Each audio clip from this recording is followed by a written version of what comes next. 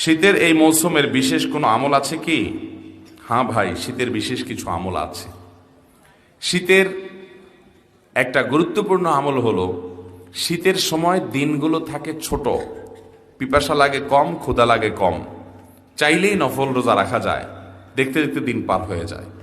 আবার শীতের সময় রাত থাকে অনেক বড়, চাইলে ভোর রাতে উঠে এসার পরে তাড়াতাড়ি যদি ঘুমায় যান, ভোর রাতে উঠে তাহাজ্জুদ পড়তে পারবেন, ঠিক না? তো এই জন্য শীতের সবচেয়ে সুবর্ণ সুযোগ হলো আল গানিমা আল বারিদা সিয়ামু ফিশ শিতা। শীতের সময় নফল রোজা রাখতে পারা, এটা হলো শীতল সুবর্ণ সুযোগ, সহজ সুবর্ণ সুযোগ, চাইলেই মানুষ করতে পারে। কোন এক সালাফ তার মৃত্যুর সময় তিনি কাঁদছিলেন, তখনও শীতের মৌসুম আসে নাই, আসবে আসবে এরকম একটা সময় সম্ভবত।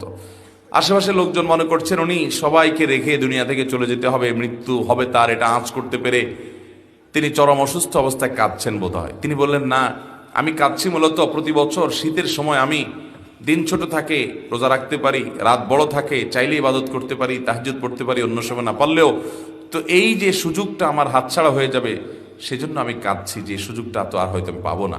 মোহতারাম হাজিরিন, কত শীত আমাদের জীবনে গেছে বলেন তো। শীতের মৌসুম উপলক্ষে রোজা রাখছেন এরকম কপালওয়ালা, এরকম ভালো মানুষ কয়জন আছেন? শীতের মৌসুম উপলক্ষে রোজা রাখছেন, ভালো করে বুঝেন।